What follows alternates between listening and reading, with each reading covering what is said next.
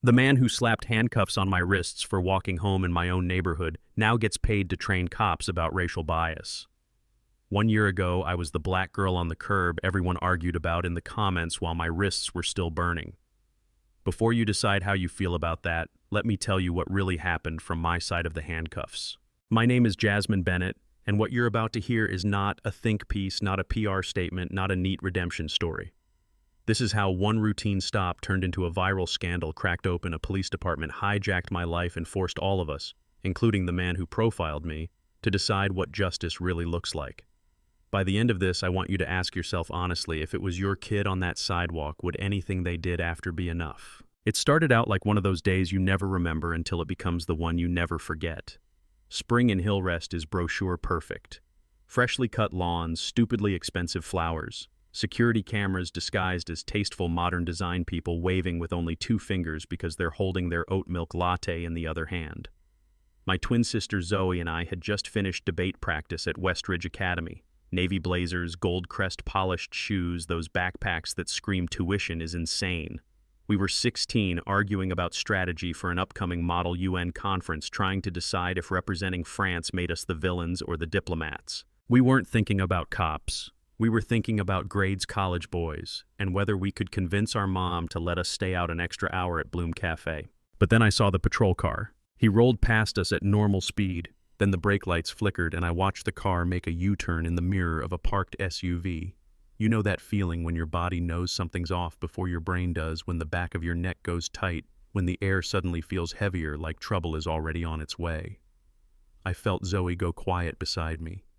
We didn't have to say anything. We've both had the talk since we were 12. Hands visible, voice calm, no sudden moves. Respectful but not begging. Never ever give them a reason they can twist. He pulled up next to us and rolled down the window. You two stop right there. No greeting, no explanation, just a command dropped like a hammer in the middle of a sunny sidewalk. We turned.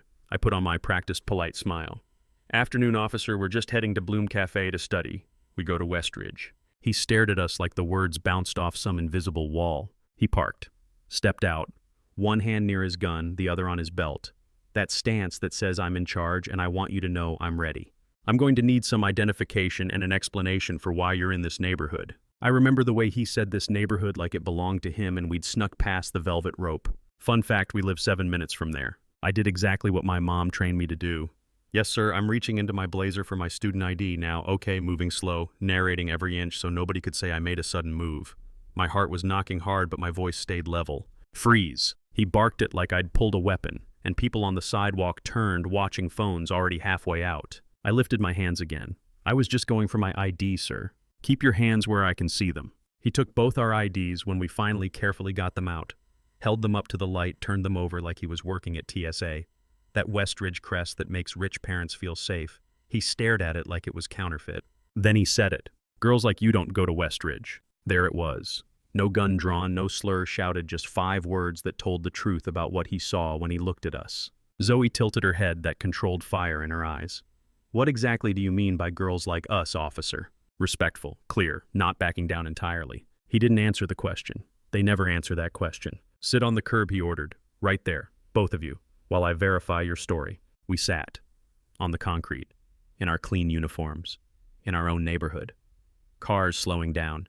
Parents from our school driving past, recognizing us, pretending not to know if they should get involved because it's a cop. And there's always that fear, if I step in, do I become the problem? He got on the radio. Possible truancy, possible trespassing, verifying IDs. It sounded clinical official, like this was about rules, not his pride.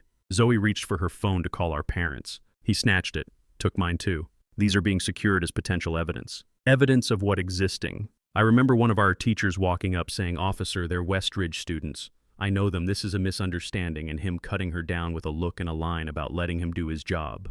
The thing about humiliation is it doesn't matter how much money your parents make or how good your GPA is or how many times adults told you that if you work twice as hard, you'll be safe. Sitting on that curb with my wrists free but my choices gone, I felt small in a way that made me angry and scared at the same time. So I pulled one last card. "Sir," I said very calm, "my mother is District Attorney Victoria Bennett. You can call her office to confirm." He laughed. "Sure, and my dad's the president." Yeah, that happened. He didn't check. He didn't pause. He didn't say, "if that's true." He had already decided what was real.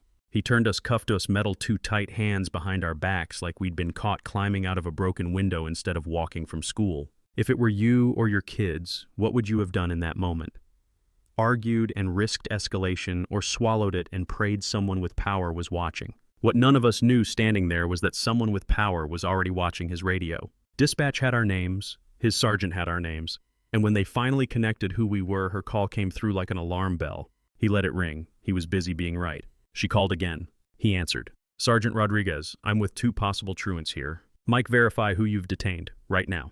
2 girls claiming to be Westridge students' fake IDs, trespassing in Hill Rest. Those are District Attorney Bennett's daughters, you idiot.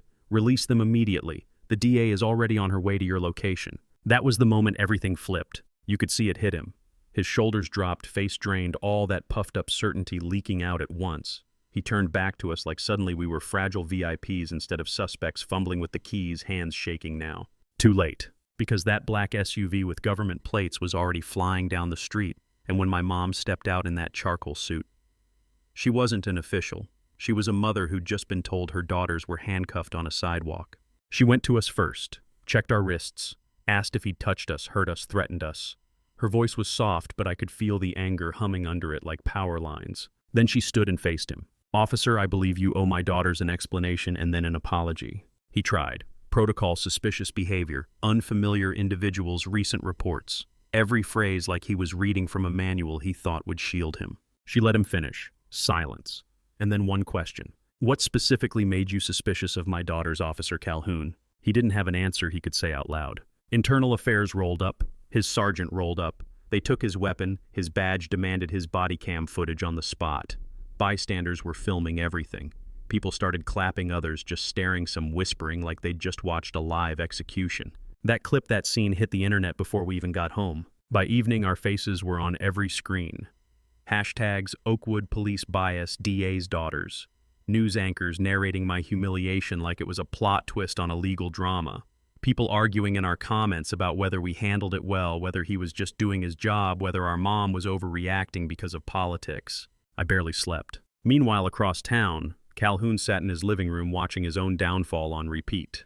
His wife asking, "What were you thinking?" His teenage son peeling a proud police family sticker off his laptop and not answering when his dad called his name. I didn't see that night. I learned it later.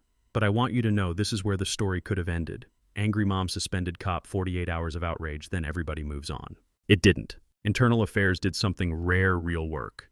They pulled his body cam, they pulled his stop data, they pulled old complaints from his previous precincts. Excessive force, racial profiling, always unfounded, always explained away because his numbers looked good. They put those numbers in front of him. In his interview, when they paused the footage where he waved our IDs like they were fake IA, asked him, "Walk us through your thinking here." He said the quiet part.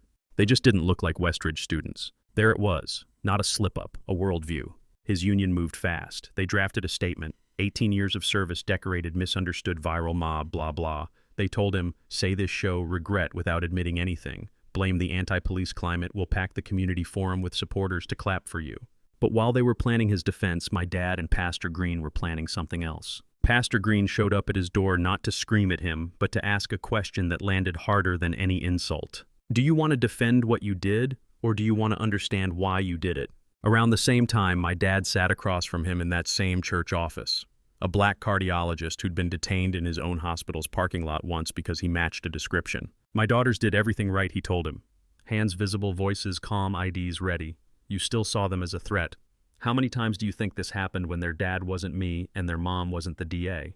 Those conversations didn't excuse anything, but they cracked something open. So when that big community forum finally came, cameras, politicians, activists, cops, union reps, everybody ready to play their roles. We showed up and sat in the middle rows. Hoodies this time, not blazers. We said we'd just listen. They went through the motions. Chief Reynolds talked about values and investigations. Union reps talked about good officers under attack and one mistake shouldn't erase a career. Activists demanded his firing, demanded defunding, demanded structural change. Council members talked in circles about budgets. People said our names without looking at us. Then they called Calhoun up to speak.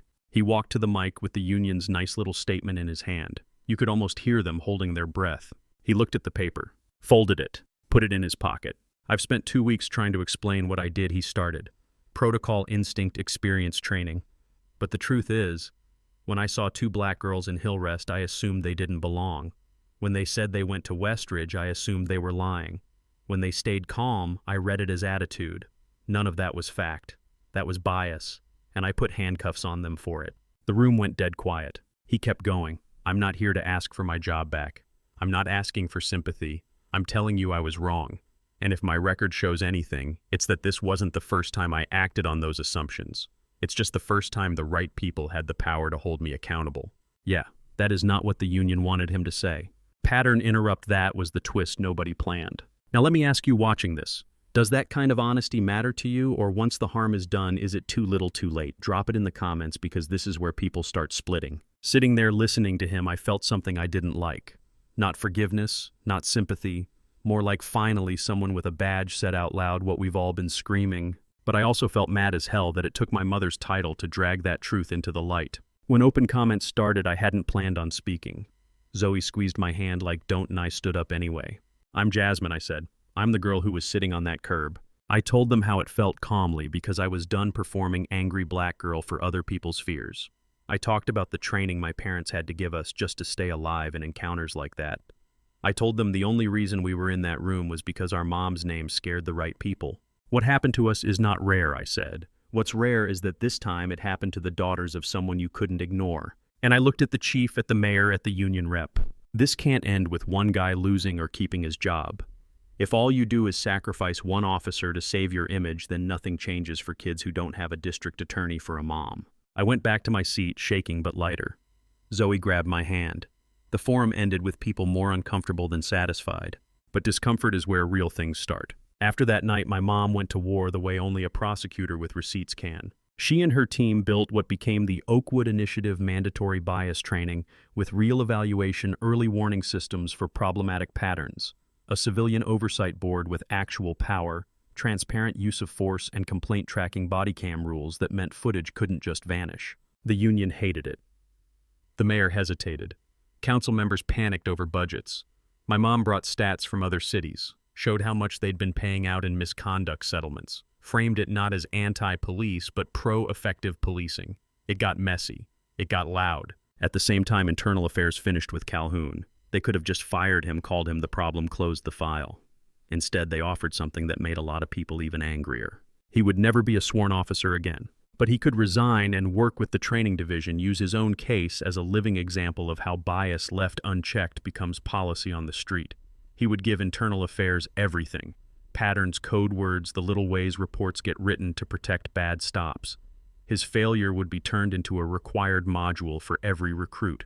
Chief Reynolds told him termination alone doesn't fix what we found. We need you to help us make sure there isn't another you. I know, some of you are already typing. So he gets a consulting gig out of traumatizing black kids. Awesome. You might be right to feel that way. Stick around because what happened next will blow your mind. While all of that was unfolding at the department, Zoe and I were fighting a quieter battle at school. Westridge wanted to post our photos and write statements about standing with our students of color, but when the news vans left, the real conversation in the office was about disruption to the learning environment. The headmaster sat us down with our parents. This attention has been difficult for the school, he said, fingers steepled. Perhaps we can move forward in a more low-profile way. My mom leaned forward. My daughters were handcuffed in their Westridge uniforms for being black outside your campus, she said. If that's not central to your learning environment, I don't know what is. He retreated into polished concern, promised an assembly, promised dialogue. The assembly was 60 minutes of racism is bad, we value everyone, no policy, no specifics. Afterward, Zoe looked at me and said, they're using our pain as their brochure. So we started our own thing. Student Equity Council. We requested 3 years of discipline data. Surprised black students were way more likely to be suspended for disrespect or attitude. White kids got warnings. We proposed clear standards, teacher training, curriculum changes. Some adults listened. Some rolled their eyes. Some classmates thought we were making everything about race. Some thanked us quietly after class. Across town, Calhoun was sitting in rooms full of cadets pressing play on his own body cam footage and saying, this is what biased policing looks like in real time, and this is how I justified it to myself. Was it enough? I don't know. But I know it hit harder coming from a guy who used to believe every excuse they're tempted to believe. Months later, I heard about another stop in Hillrest. Black teen, new officer. This time a supervisor got an alert, rolled up fast, de-escalated footage reviewed within 24 hours, family contacted. The department publicly acknowledged concerns instead of instantly defending. One good response doesn't mean the system's fixed, but it showed me something can bend. A year after our sidewalk, Oakwood held a ceremony at City Hall. They were celebrating the Oakwood Initiative like it was a brand, talking about reductions in racial disparities, improved community cooperation. My mom spoke, and for once she let herself sound proud. "We're not celebrating what happened to my daughters," she said. "We're acknowledging that this community chose transformation over temporary outrage. That is a start, not a finish line." People clapped, some for the work, some for the cameras. That's how it goes. Later that week, Zoe and I asked Pastor Green to help us set up a meeting. Just us in Calhoun. No podium, no hashtags. We met in the small garden behind the church. He looked older, humbled, but very aware that this wasn't about him getting closure. "I don't expect forgiveness," he said, "but I am sorry. Not just for the sidewalk, but for all the times before when I didn't see what I see now." Zoe didn't sugarcoat it. "We didn't need to be your lesson," she said. "We just wanted to walk home." I told him, "Look what you're doing now, owning it, using it, that might help someone. But you and I both know if my mom wasn't the DA, none of this would exist. You'd still be patrolling Hillrest, trusting your instincts. That's the part I can't let go of." He nodded. "No excuses, you're right." Before we left, he asked, "Would you ever consider talking to my cadets? Not about me, just about what it feels like on your side." We didn't give him an answer. "Maybe one day," I said. "If we do it, it'll be for them, not for you. And that's where I want to leave you, but not neatly, because nothing about this is neat." People love to call our story a success. Biased cop, exposed daughters safe, reforms passed, department improved, officer remorseful. Roll credits. But here's the part you have to sit with. The system only worked because it hurt the right family. It only listened because power got embarrassed on camera. If it had been two girls from the apartments across town with no fancy crest on their blazers, no DA for a mom, no cardiologist for a dad, do you think there would be an initiative named after their pain? Do you think there would be a consulting role, a civilian board, a ceremony? Or would it have been another line in a report, another unfounded complaint, another story people tell their friends that nobody believes? Do you think that's fair? I can tell you this, I am proud of what we forced into existence. I'm proud my mom chose policy over pure revenge. I'm proud my dad sat down with the man who hurt us and used his anger to educate instead of destroy. I'm proud Zoe and I turned our fear into action at our school. I am even grudgingly glad that Calhoun chose to blow up the union's script instead of hiding behind it. But I refuse to pretend that makes everything okay. So now I want to hear from you. If you were me on that curb, what would you have done? If you were my mother, would you have accepted this kind of outcome or fought to erase him completely? If you're in law enforcement, does his journey look like betrayal or courage to you? If you've ever been profiled, does any of this sound like justice? Or does it sound like a polished exception to a brutal rule? Drop your thoughts in the comments. Argue with me. Agree with me. Tell your own story. Share this video with someone who still thinks bias only counts when someone says the N-word on camera, or with someone who believes nothing ever changes, so there's no point trying. Like this, if you believe real justice is not just about punishing one man, but about changing the system that trained him. Subscribe if you want more stories that are messy and human and uncomfortable stories that ask you to pick a side inside yourself, not just on a screen. Because at the end of the day, this isn't just my story or his story. It's a question hanging over every street, every badge, every hallway, in every school. Are we actually willing to change, or are we just waiting until the next video forces us to pretend again? You know what I mean.